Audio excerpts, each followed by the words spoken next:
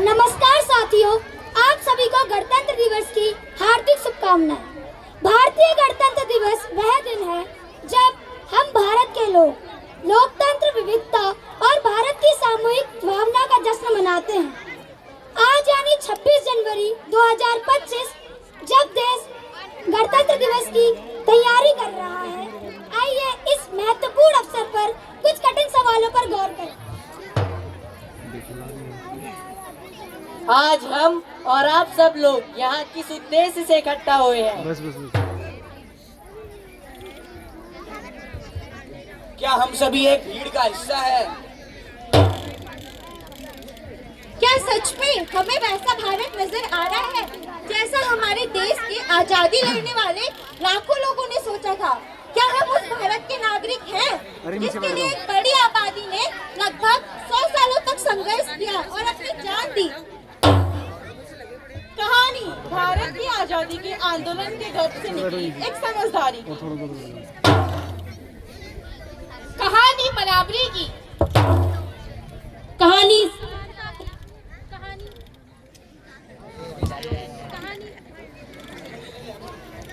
अरे शांत हो जाओ। कहानी समानता की। कहानी न्याय की। और एक शानदार सपने की उम्मीद की कहानी। एक लंबी बहस और इतिहास के एक मोड़ पर इस सपने को एक शक्ल दी गई,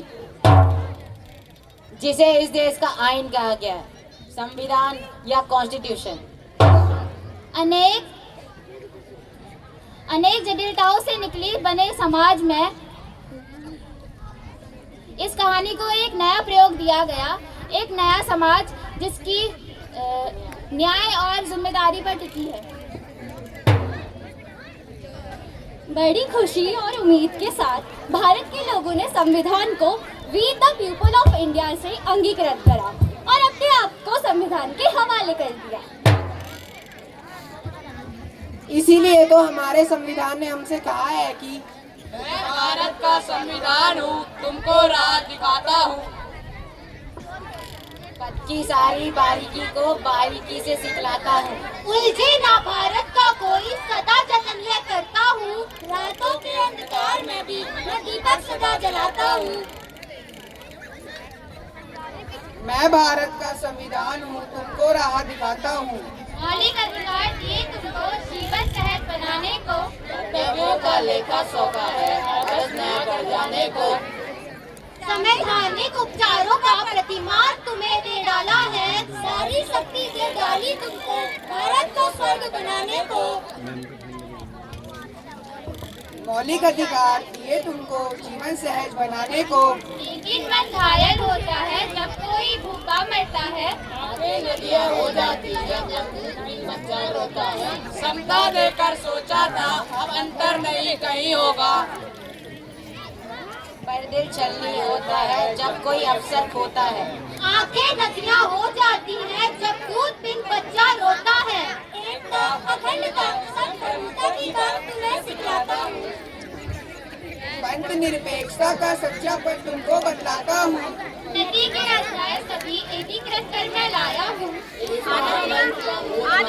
तुमको आज पढ़ाता हूँ। मैं भारत का संविधान हूँ, तुमको राह दिखाता हूँ। मैं भारत का संविधान हूँ, तुमको राह दिखाता हूँ। इन सभी सिद्धांतों को भारतीय संविधान पर इन सभी सिद्धांतों को भारतीय संविधान की प्रस्तावना पर बहुत ही खूबसूरत तरीके से पिरोया गया है। अब हम आपके सामने भारतीय संविधान का वो हिस्सा पढ़ना चाहते हैं जिसे हम संविधान की आत्मा कह सकते हैं, यानी भारतीय संविधान का प्रियम्बल या उद्देशिका। अगर आप चाहें तो हमारे साथ इसे दोहरा सकते हैं।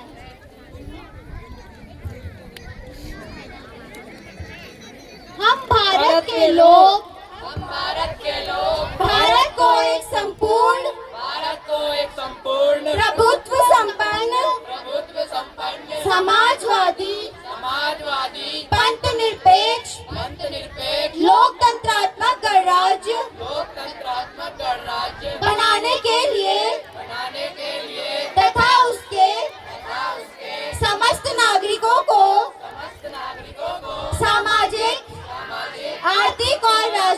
न्याय, आर्थिक और राजनीतिक न्याय, विचार, अभिव्यक्ति, अभिव्यक्ति, विश्वास, धर्म और उपासना की स्वतंत्रता, उपासना की स्वतंत्रता, प्रतिष्ठा और अवसर की समता प्रतिष्ठा और अवसर की समता प्राप्त कराने के लिए प्राप्त कराने के लिए तथा उन सब में व्यक्ति की गरिमा व्यक्ति की गरिमा और राष्ट्र की एकता और राष्ट्र की एकता और अखंडता और अखंडता सुनिश्चित करने वाली बंधुता सुनिश्चित करने वाली बंधुता बढ़ाने के लिए दृढ़ संकल्प होकर दृढ़ संकल्प होकर अपनी इस संविधान सभा में अपनी इस संविधान सभा में आज तारीख 26 नवंबर 1949 26 नवंबर 1949 को इत द्वारा द्वारा हम संविधान को अंगीकृत अधिनियमित और अधिनियमित और आत्मसमर्पित करते हैं। अरे रुकिए साहेब, आप किस दृढ़ संकल्प की बात करते हैं? 76 साल तो हो गए इस बात को, लेकिन हम ऐसा देश और समाज तो नहीं बना पाए। क्या हम ऐसा समाज बना पाए दोस्तों? आप और हम इस देश में सामाजिक, आर्थिक और राजनीतिक न्याय की बात करते हैं, लेकिन यहाँ तो हजारों दिन रात अन्याय होते रहते हैं।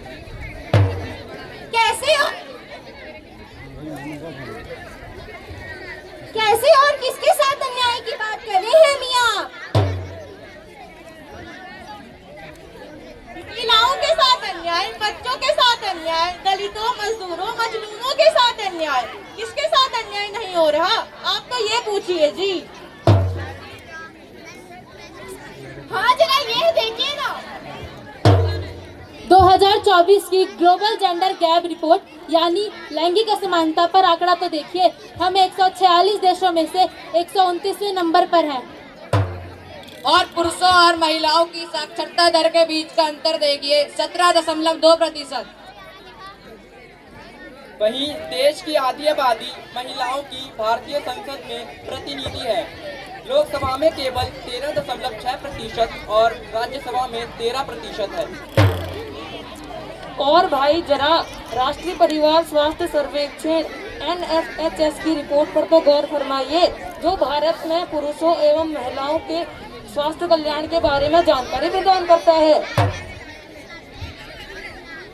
NFHS 5 रिपोर्ट 2019 से लेकर 2021 में पाया गया है कि भारतीय महिलाओं को घरेलू हिंसा, एनीमिया और निर्णय लेने सकते रखा जाता है और न जाने कितनी सारी परेशानियों का सामना करना पड़ता है। शिशु मृत्यु दर में भी बुरा हाल। महिलाओं में एनीमिया की घटना 53% से लेकर 57% है जी। यानी आयरन की इतनी कमी कि हर 2 में से एक महिला और लड़की इससे जूझ रही है। आज भी साहब, आज भी। और घरेलू हिंसा में भी यही हाल। 15 वर्ष की आयु से घरेलू हिंसा अनुभव करने वाली महिलाओं का प्रतिशत 30% है, जबकि पति द्वारा यौन हिंसा का अनुभव करने वाली महिलाओं का प्रतिशत 7 से बढ़कर 14 हो गया है। और तो और महिलाओं को निर्णय लेने तक से काफी दूर रखा जाता है। पिछले सालों की कुछ तुलना में महिलाओं की निर्णय लेने की शक्ति परिवार में काफी कम हो गई है। इंटरनेट तक पहुंच। इंटरनेट का इस्तेमाल करने वाली महिलाओं का प्रतिशत लगभग 64% है, जबकि पुरुष 85% इंटरनेट का इस्तेमाल करते हैं। क्या अभी आपको लगता है कि ये कैसा न्याय है? क्या ये अन्याय नहीं? हाँ, जरा यह देखिए ना। राष्ट्रीय अपराध रिकॉर्ड ब्यूरो के नवीनतम आंकड़ों के अनुसार 31 दिसंबर 2022 तक भारत में 3,75,220 कैदी थे, जिनमें 75% कैदी अंडर ट्रायल। विश्वास, धर्म और उपासना की स्वतंत्रता, इसकी तो क्या ही बात करनी। जब हम सबने मिलकर कितनों से तो उनके खाने पीने और रहने की आज़ादी छीन ली और कितनों को तो मौत के घाट उतार दिया। यह कुछ हमारे द्वारा की गई सामूहिक हत्या है। 20 सितंबर 2015 उत्तर प्रदेश के गौतम बुद्ध नगर के दादरी में 52 साल के अगलक को बीफ खाने शक में भीड़ ने डंडे और ईंट से मौत के घाट उतार दिया। 18 मार्च 2016 झारखंड के लातेहार जिले के छावर गांव में पशु व्यापारी मजलूम अंसारी और उनके रिश्तेदार इम्तियाज खान को भीड़ ने पीट कर मार डाला। 1 अप्रैल 2017 हरियाणा के नूह में रहने वाले पहलू खां राजस्थान के अलवर से गाय लेकर घर को लौट रहे थे। उन्हें गौ तस्करी के मामले में मौत के घाट उतार दिया, जबकि वो तो अपनी दूध खाने के लिए गाय को लेकर आ रहे थे। 18 मई 2017 झारखंड के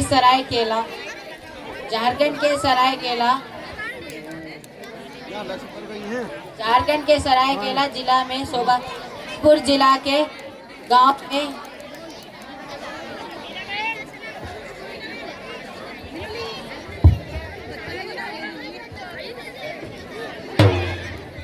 22 जून 2017 डीसीपी मोहम्मद आयूब पंडित को जम्मू कश्मीर के श्रीनगर में भीड़ ने पीट कर मार डाला और शव को नाले में फेंक दिया। आरोप सिर्फ इतना था कि मोहम्मद पंडित मंदिर के बाहर फोटो खींच रहे थे। उत्तर प्रदेश के हापुड़ गांव में 18 जून 2018 को भीड़ ने 45 वर्षीय कासिम कुरैशी की हत्या कर दी थी, क्योंकि गौ हत्या की अफवाह। 3 दिसंबर 2018 अपनी ड्यूटी निभा रहे सोबत कुमार सिंह, जो कि कांस्टेबल की खुशी में उनकी हत्या कर दी गई। 7 जून 2019 जमुना टाटी और अजय टाटी 2 युवकों को असम में हिंसक भीड़ ने मार डाला। 30 दिसंबर 2024 मुरादाबाद के मॉब लिंचिंग में एक युवक की पीट कर हत्या कर दी गई। मृत का नाम शाहिदेन। और समानता इस बात पर तो हंसी और शर्म दोनों आती है। अभी कल ही की तो बात है जब मेघपुर के ईट भट्टे पे ये सब हुआ। भट्टे मालिक ने लात मारी, गालियां दी, पैसे मांगने का ऑडियो वायरल। दलित युवक ने जब पानी के मटके को छुआ तो उसे बेरहमी से पीटा, गालियां दी और तो और 1 लाख रुपए लेकर छोड़ा। और वो घटना आप भूल गए क्या? या आपको आपके न्यूज़ चैनल और अखबारों ने बताया ही नहीं? राजस्थान के स्कूल के टीचर जिनका नाम जैल सिंह था, उन्होंने एक दलित छात्र को पीट कर मार दिया क्योंकि उसने मटके से पानी पिया था। और पिछले दिनों ही जब रमेश नौकरी का इंटरव्यू देने गया तो उससे पूछा, कौन जात हो भाई? कौन जात हो भाई? दलित है साहब। नहीं मतलब किसमें आते हो? आपकी गाली में आते हैं, गंदी नाली में आते हैं और अलग हुई थाली में आते हैं साहब। ओ, मुझे लगा हिंदू में आते हो। आता हूँ ना साहब, पर आपके चुनाव में। क्या खाते हो भाई? जो एक दलित खाता है साहब। नहीं मतलब क्या क्या खाते हो? आपसे मार खाता हूँ, कर्ज का खाता हूँ और तंगी में कभी नून तो कभी अचार खाता हूँ साहब। नहीं मुझे लगा मुर्गा खाते हो। खाता हूँ ना साहब। क्या पीते हो भाई? जो एक दलित पीते हैं साहब। नहीं मतलब क्या क्या पीते हो? छुआछूत का गम, टूटे अरमानों का दम और नंगी आंखों से देखा गया भरम साहब। ओ, मुझे लगा शराब पीते हो। पीता हूँ ना साहब, पर आपके चुनाव में।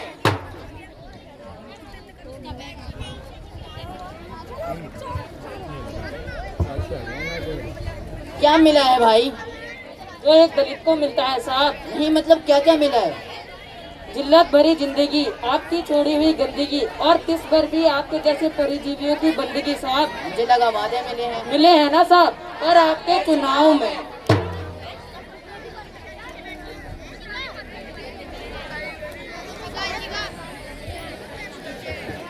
क्या किया है भाई? दलित करता है साहब।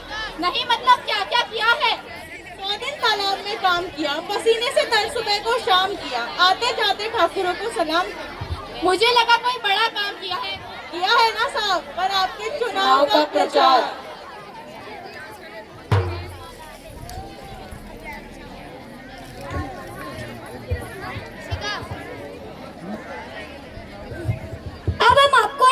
सुनाएंगे। तो गीत प्रकार है।